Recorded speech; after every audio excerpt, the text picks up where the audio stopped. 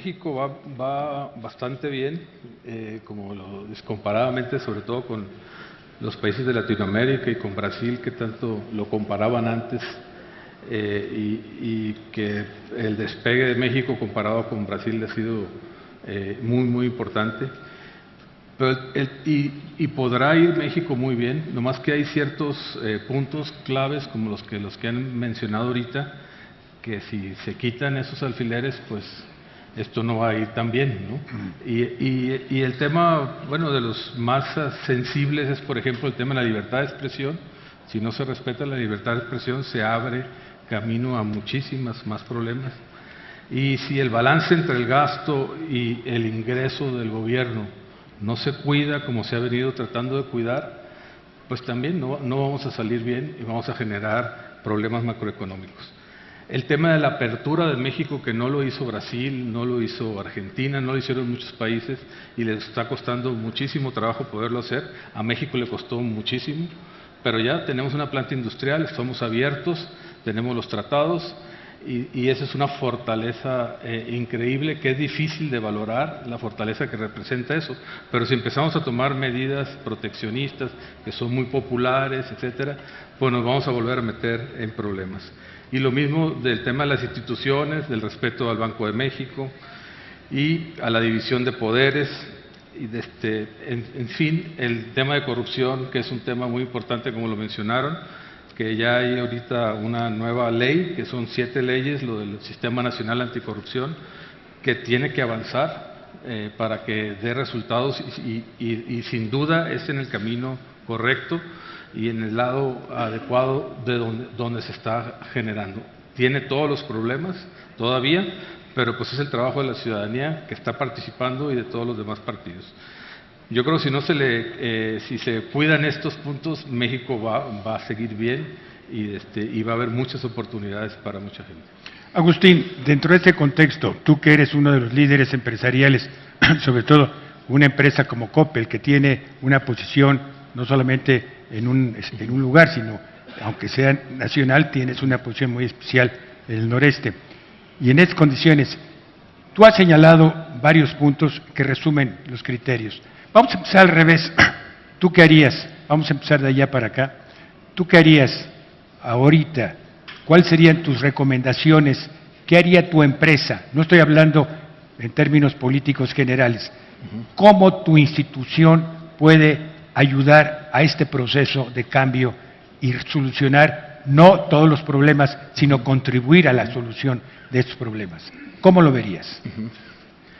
Mire, los comerciantes somos intermediarios, ¿no?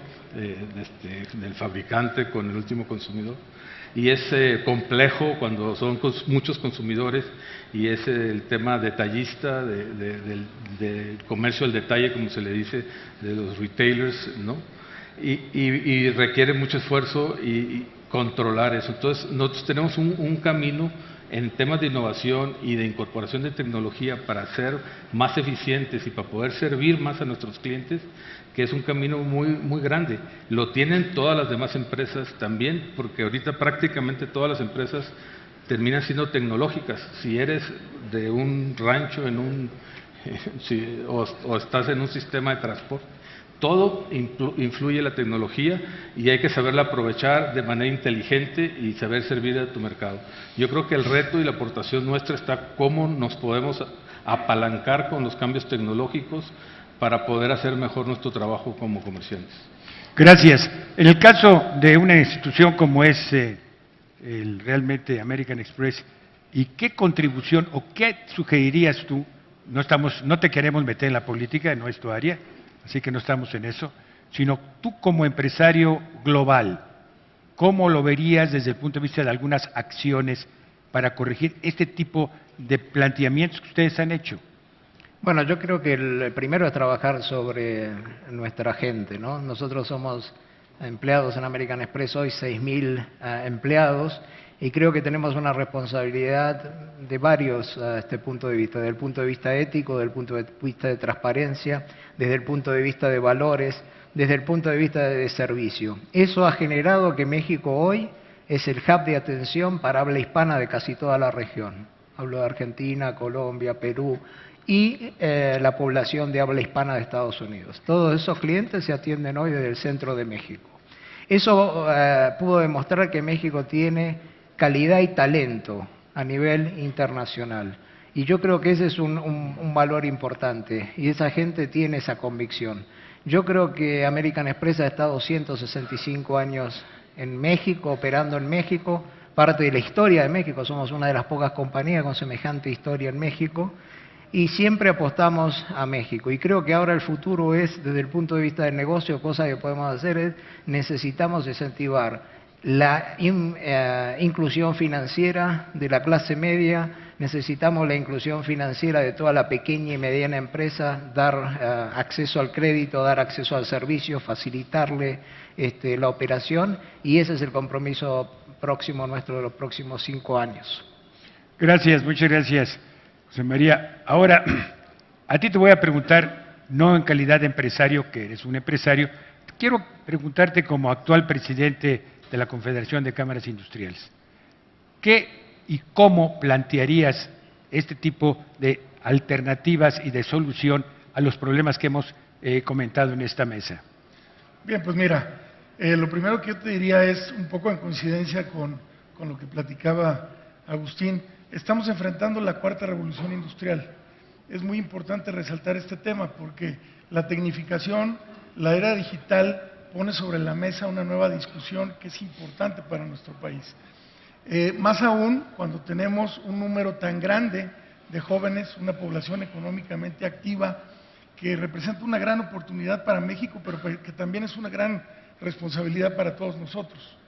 En ese sentido, nosotros privilegiamos 4 grandes pilares, los comenté brevemente hace un momento, que era seguir impulsando la competitividad y la productividad, impulsar la innovación, el encadenamiento productivo y la generación de talento.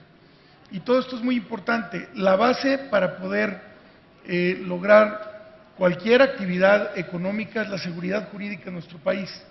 En ese sentido, todavía tenemos un camino importante que recorrer. Yo creo que los países que tienen las reglas muy claras han demostrado que tienen un desarrollo económico muy importante. Y para enfrentar esta coyuntura de la cuarta revolución industrial, es muy importante una política integral de desarrollo industrial que realmente abarque todos estos temas para poder ir desarrollando el país. Hoy tenemos reformas importantes en el país que nos permiten ir avanzando. Yo resaltaría la importancia de la reforma educativa, de la reforma energética, entre otras, y evidentemente eso nos pone en un camino que tenemos que cuidar y que tenemos que seguir trabajando todos en conjunto. Entonces, todo esto pues creo que es muy importante para poder avanzar como país, pero sigue siendo la base fundamental la seguridad jurídica y el Estado de Derecho. Muchas gracias, Manuel. Ahora, me gustaría mucho a ti, Gerardo, que eres una gente que has vivido toda la estrategia de política empresarial, que como empresario a su vez, y ahora tienes una de las grandes responsabilidades de hacer esta vinculación tan importante económica con las zonas especiales económicas, ¿no? De manera que, en ese sentido que tienes este equilibrio, cuéntanos un poco cómo estás viendo este elemento que tú estás y que vas a tener obligación y responsabilidad de hacer, que contribuya a este equilibrio que México requiere en lo que tú señalabas, las grandes diferencias regionales. Gracias, Julio. Bueno, yo lo primero que te diría es que, tomando la idea de hace ratito, es cómo vamos a ir subsanando las brechas y la desigualdad. La idea de tener zonas económicas especiales en el país, como saben, no es un tema que ha funcionado mucho, sobre todo en Asia. Es una respuesta que deberíamos de haber hecho hace 40 años, al final nunca es tarde, pero lo que queremos hacer es una política pública transversal que nos ayude a generar las condiciones necesarias y suficientes para que haya un desarrollo integral, que generemos los círculos virtuosos de riqueza a través de lo único que abate la pobreza, que es la inversión y la generación de empleo y el capital humano. Ese es el objetivo principal. Son 10 estados los que son susceptibles a tener zonas económicas. hay una buena noticia, Julio, bueno, a lo mejor yo me estoy adelantando, pero el 25 seguramente, si el presidente así lo decida, vamos a hacer las primeras declaratorias de las primeras zonas económicas, donde ya es una visión integral, es una visión del sector público y el sector privado en un trabajo conjunto, donde estamos haciendo un paquete de incentivos fiscales históricos en los 3 niveles de gobierno, donde estamos haciendo, yo creo que el programa de regulación y simplificación más ambicioso que ha tenido este país, donde estamos también generando proyectos de infraestructura con una visión de los próximos 20 años, para infraestructura productiva, para que ayude y detone y haga lo que decía Manuel, estas partes más competitivas, donde vamos a tener ya inversiones, yo creo que históricas en el sureste, con generación de empleos bien remunerados, y donde realmente creo que va a ser un antes y un después.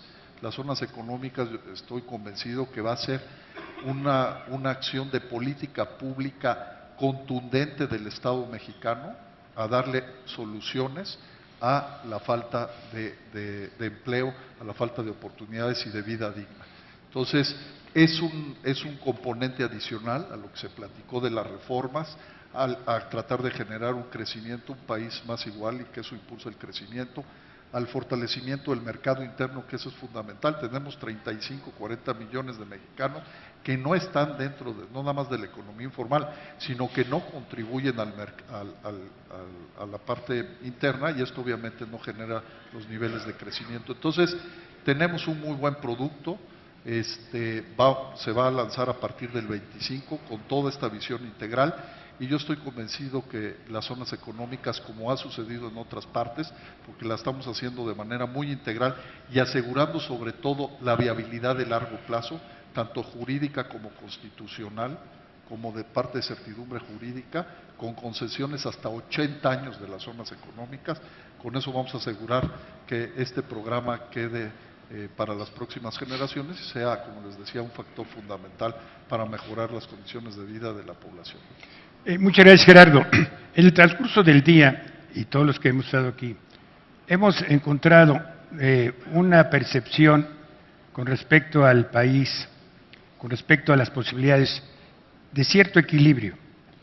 En esta reunión ha existido más el aspecto de positivo en relación al ambiente que a veces en lo privado muchos hablan negativo del país. Entonces, de hecho, se trata de esclarecer cuál es la viabilidad en muchos aspectos. Tenemos problemas, pero casi todos los eventos de hoy fueron enfocados a establecer realidades. Encontramos, obviamente, empresas que estuvieron señalando pues realmente los éxitos que han tenido. Y claro, que en unos aspectos el país es un queso gruyère y tiene muchos huecos, pero tenemos que llenarlos.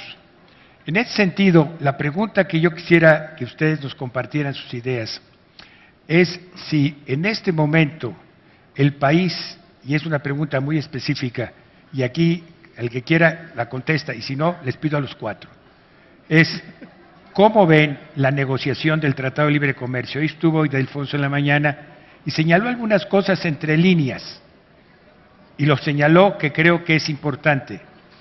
Un Tratado de Libre Comercio con Estados Unidos y Canadá no necesariamente va a tener que ser eso o nada, sino él estaba señalando un plan B. Si hubiese un plan B, ustedes que tienen tanta experiencia, ¿cuál sería el plan B, Gerardo? Pues mira, yo no voy a Ildefonso, pero coincido plenamente, el NAFTA no es todo. De hecho, solamente el 43 productos que exportamos a Estados Unidos pasa por NAFTA, el otro 56, 57% pasa por la OMC, entonces no sería catastrófico. El promedio, como la mayoría de productos están desregulados, tendrías un aumento entre el 3.5 al 4% de los productos. Entonces, al final México tiene dos pilares fundamentales que yo veo.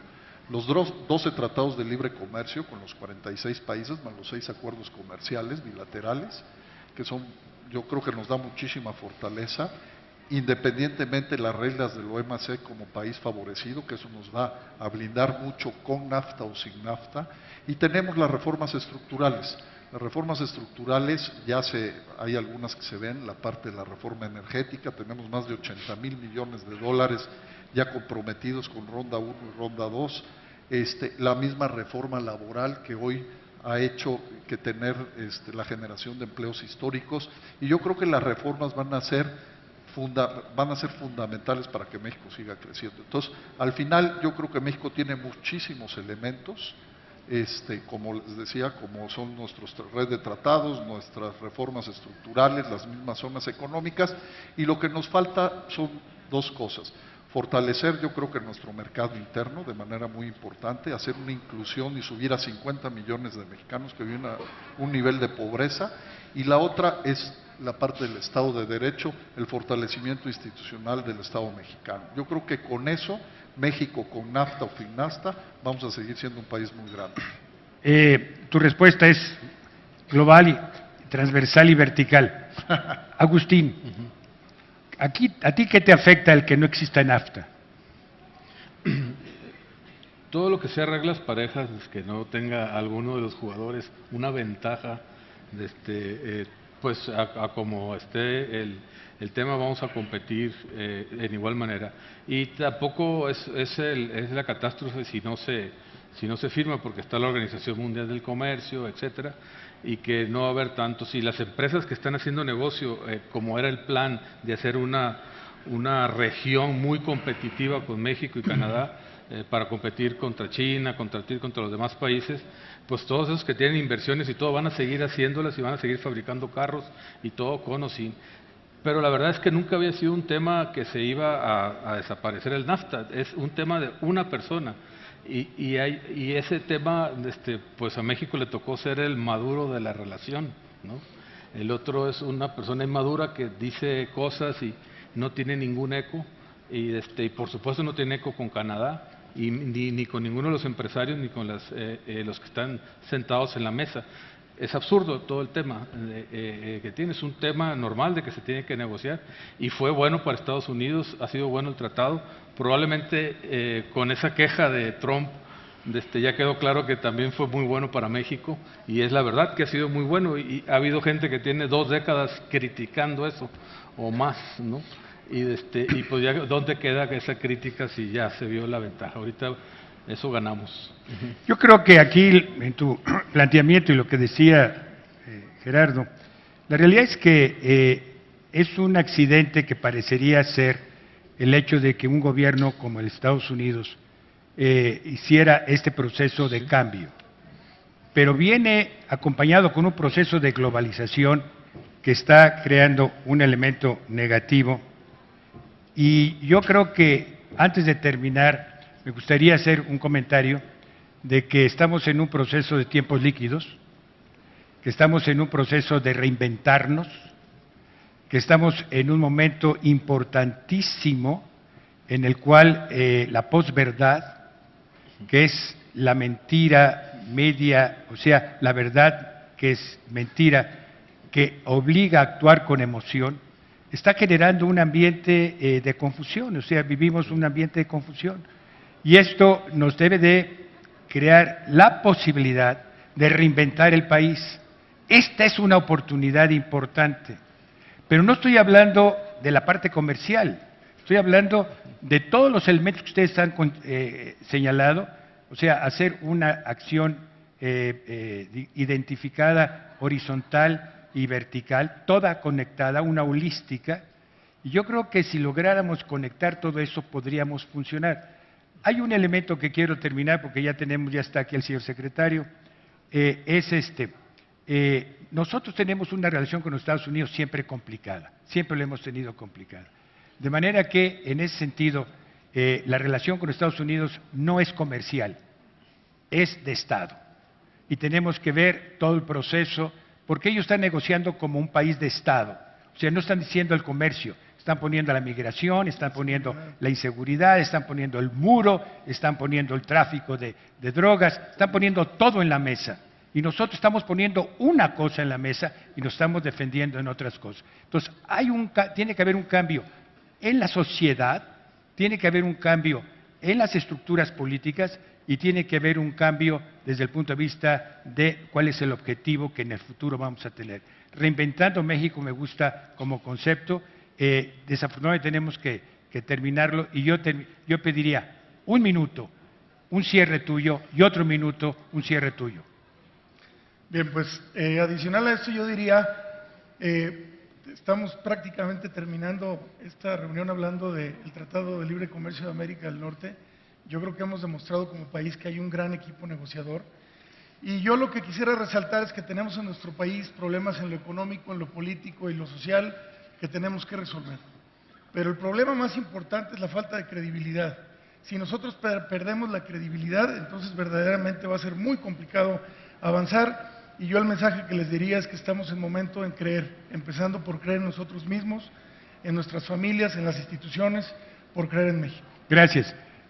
Yo creo que el NAFTA va a terminar satisfactoriamente para México y creo que ha generado una oportunidad también como un despertador de decir México tiene que buscar otros mercados. O sea, tener todo concentrado en un solo país es un riesgo para la negociación, para cualquier cosa. Creo que tiene todas las condiciones para empezar a explorar, empezando por América, el sur, que nunca ha mirado México al sur, creo que es una oportunidad de integración económica importante, y otros mercados alrededor del mundo.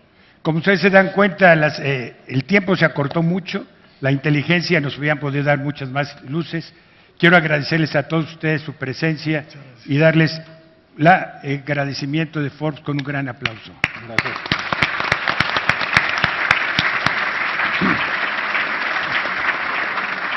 Gracias, Julio.